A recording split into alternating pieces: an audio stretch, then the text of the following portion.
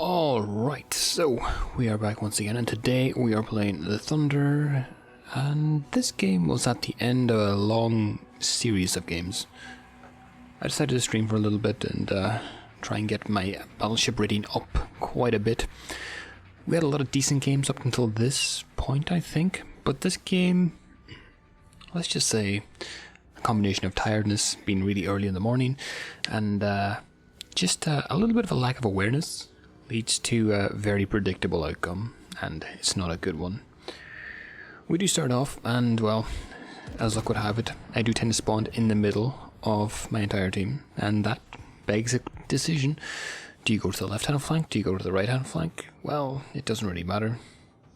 So in this instance we go to the left hand flank because we are the middle battleship, and I see a Republic and a Montana and a Kurfürst and a Kremlin, and if I'm being honest, I see our right hand flank lemming training, and I don't really want to be a part of that. We start off taking pot shots on the Henry and the Zhao, as you do. Again, at this maximum range, the ships like the Henry, or the Henri, and the Zhao is going to be relatively difficult to consistently hit them. We do end up getting a couple of hits, but again, at that 19-20 kilometer range, when you're just on the edge of the Thunder's range, or any battleship's range for that matter, it's going to be increasingly difficult to actually hit anything. That being said, we are being set up to contest A. At this point we see the Des Moines in B and the Gearing in B.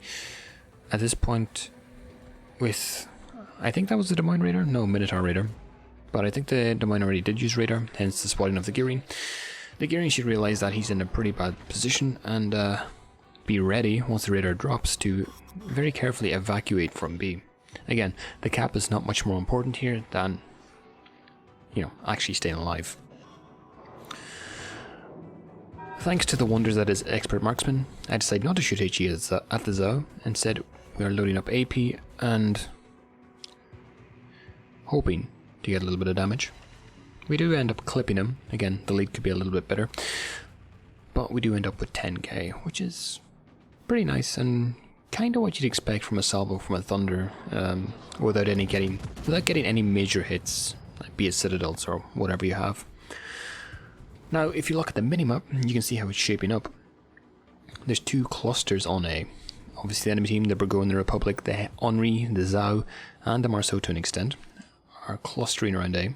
And we also have the Montana Republic, Hindenburg, Haragumo, and Minotaur clustering around A.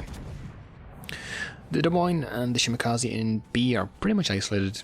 They're not really going to be playing a major part in this, and you can have this mirror matchup on the other side of the map on C. Now at this point, in my head, I'm like, we have the Republic, we have the Montana, we have myself, and we've had some pretty good salvos on both the Zhao and Henry, and even the Republic to a lesser extent. And with the Haragumo being such a strong DD, and the Minotaur backing it up, I feel like we're in a very strong position to actually push at least a little bit into A and regain control over the cap.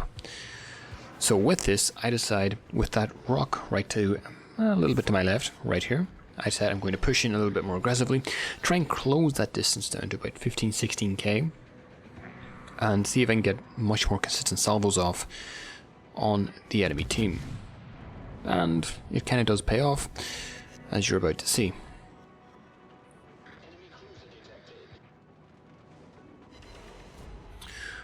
So we end up hitting the Henri for about 20k, and at this point in my brain, this is like go signals.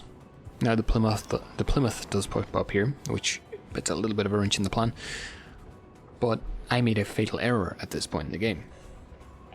I think to myself, okay, well, I don't know where the Marceau is anymore, and if there's one thing that's really terrifying is French DD torpedoes. And he pops up right here, and the first thing I think in my mind is like, okay, there very realistically could be torpedoes coming this way, based on where that Marceau just was, and based on how long I was detected for. And, well, that Haragumo does pop up smoke here, but it's not going to be all that effective, because, at least for me, because once I shoot, my detection range goes back up to about, I think, 14k, maybe 12k. And, well, I do start to slow down because I'm aware of this possibility, but too little, too late. And although we do dodge one, we end up taking, I think, 4 torpedoes, each being around about 10 to 12k. And that wouldn't be too bad. It really wouldn't. But, see, the bad thing right now is I've locked myself into a very, very unwinnable situation, shall we say. Or a very unwinnable decision tree. Because at this point, I need to get reversed. I've overextended completely. This is a very characteristic mistake for me. I spent way too much time not looking at the situation that's going to happen in 2 or 3 minutes, and instead just farming damage and being aware of the situation happening in the next like 10 to 15 seconds. And so generally, the theme or the path of least resistance that I want to go, and my ship the Thunder wants to go, is generally turn to the left and, you know, swing the entire way back around and create distance once again. I can't really turn to the right here because I have the Republic and the Marceau that are going to immediately spot me, and as a result I'm going to be taking very, very heavy salvos from the Zhao, the Henri, probably the Marceau and the Republic. But if I turn to the left, then the Burgoyne's going to have pretty much flat, probably flat broadside to shoot against me. And he also has that reload booster, which is much more punishing than their typical BB salvo. Now at this point, that initial salvo on the Zhao that I just fired a second ago was pretty upsetting because I didn't actually hit him, and well, at this point I was pretty fed up having missed that another salvo, and all that was left was me to reverse and accept my death. I think if we learn anything from this game, it's be a little bit more patient, take in your surroundings a lot more before you actually decide to commit to a push, and yeah, try not to get hit by 5 torpedoes.